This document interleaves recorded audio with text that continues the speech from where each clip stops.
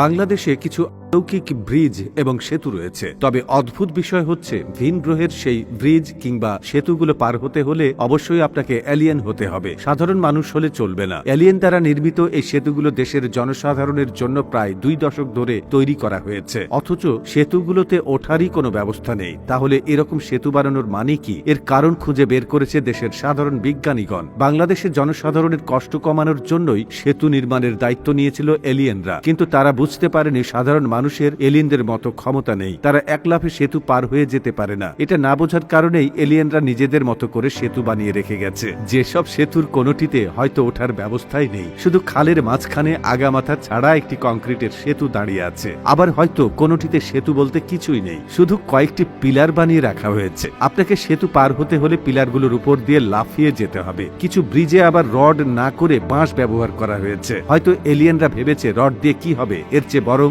দেশীয় কাঁচামাল ব্যবহার করাই ভালো, সেটি হচ্ছে পাকা বাঁশ। কুমিল্লার নয়াচর গ্রামে খালের উপর রয়েছে এক সেতু, যেটির নির্মাণ কাজ আজও শেষ হয়নি। বিলাসবহুল এই সেতুর নির্মাণ কাজ কবে শেষ হবে তা কেউ জানে না। মানুষ শুধু জানে একটি সেতু নির্মাণ করা হচ্ছে। সেখানে গেলে দেখা যায় পানির উপর দাঁড়িয়ে আছে 4টি পিলার। 23 বছর ধরে ওভাবেই রয়েছে সেতুটি। পটুয়াখালীতে রয়েছে এমনই একটি সেতু যার নির্মাণ কাজ শুরু হয়েছিল 2012 সালে। এই সেতুতে আবার ওঠার ব্যবস্থা ঠিকই আছে, মাঝখানে শুধু মূল সেতুটাই নেই। দেশে এরকম আরো কত শত এলিয়েন ব্রিজ রয়েছে তা কেবল সেতুর সুমারি হলেই হয়তো বলা সম্ভব। প্রশ্ন উঠতে পারে, সেতুর যদি এই হাল হয় তাহলে বাজেটের টাকা কোথায়? কোন রকম গবেষণা ছাড়াই জানা যায় সেতুর জন্য যে পরিমাণ বাজেট ধরা হয়েছিল তা পুরোটা কাজে লাগেনি বলে এলিয়েনরা সেগুলো ভিন গ্রহে পাঠিয়ে দিয়েছে, যেন ভিন গ্রহের অর্থনীতি একটু চাঙ্গা হতে পারে, কেননা তারা অনেক দিল দরিয়া। এখানে আরো প্রশ্ন উঠতে পারে, যদি বাজেট কাজেই না লাগে তাহলে এত খরচ দেখানোর মানে কি?